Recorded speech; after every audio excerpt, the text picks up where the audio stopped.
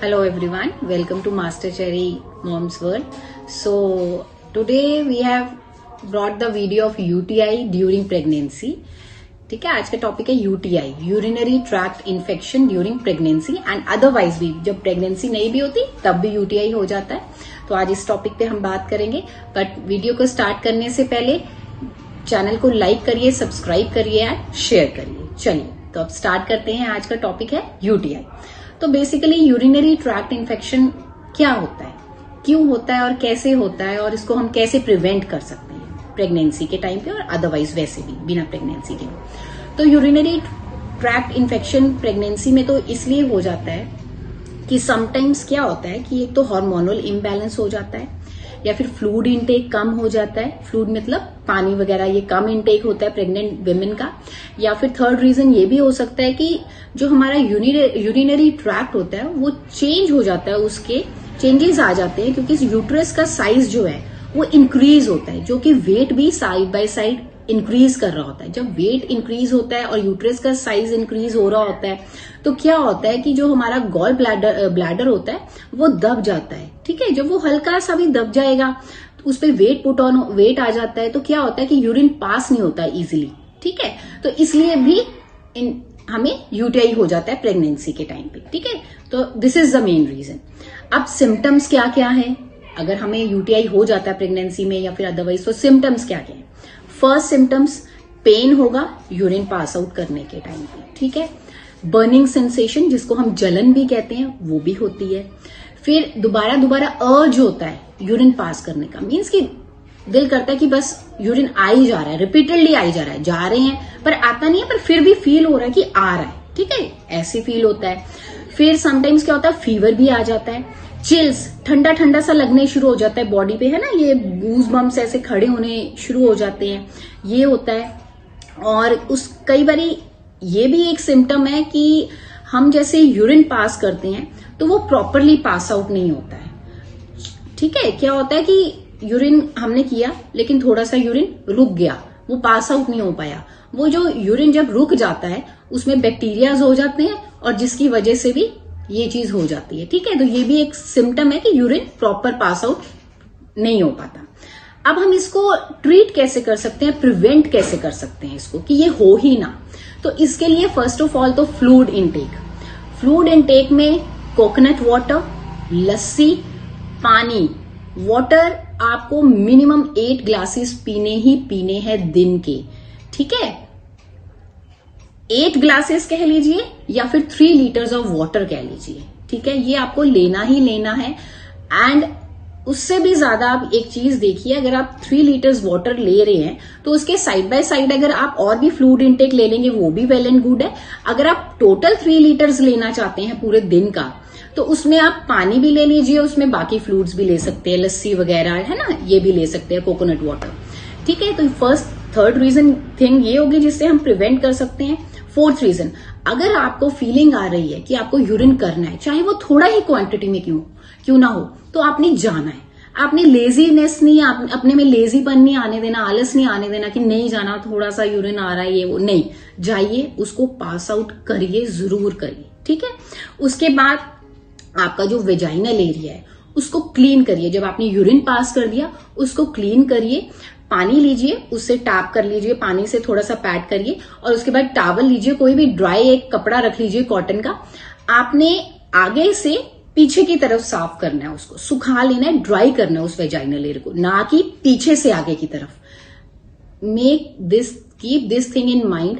आगे से पीछे की तरफ क्लीन करना है आपने, वेजाइनल एरिया से पीछे की तरफ जाना है, ना कि पीछे की तरफ से वेजाइनल एरिया की तरफ आना है. ठीक है, कॉटन के कपड़े से उसको सुखा लीजिए अपने एरिया को.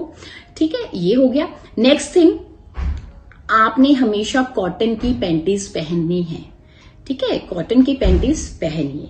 नेक्स्ट थिंग, अपने वेजाइनल एरिया को रात को आप चाहें तो पैंटीज को रिमूव करके भी सो सकते हैं, ताकि हम कहते हैं ना कि थोड़ा सा ब्रीद आउट कर लेगी वो स्पेस जो है, वो जगह जो है ना, ताकि उसमें अगर कोई नमी हो, कुछ हो, क्योंकि प्रेगनेंसी में डिस्चार्ज होता रहता है थोड़ा थोड़ा, तो क्या होगा कि उससे थोड़ा सा उसको ओपन मिल जाएगा एंड वो ठीक रहेगी आपका नीचे का एरिया, विजाइनल एरिया, ठीक है, ये हो गया।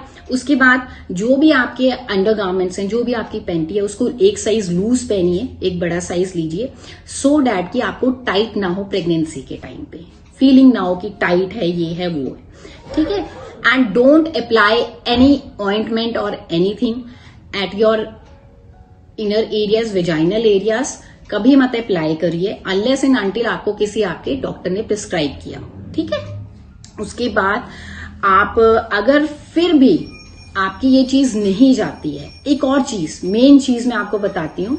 हाँ, तो जैसे हमारे घरों में हम चावल बनाते हैं, कुछ लोग चावल उबाल के बनाते हैं, तो अगर आप चावल उबाल के बनाते हैं तो जो पानी होता है ना, उसका स्टार्च जो होता है उसको आप निकाल देते हैं, हम लोग घेर देते हैं। लेकिन अगर आप उस पानी को पिएंगे तो उससे भी आपको यूटीआई में बहुत अच्छा रिजल्ट मिलता है, आपका यूटीआई उससे खत्म हो जाता है, क्योंकि वो ठंडा ठंडा पानी होता है ना, उसको हम कहते हैं उसकी तासीर ही ठंडी है, तो वो भी आप पी सकते हैं।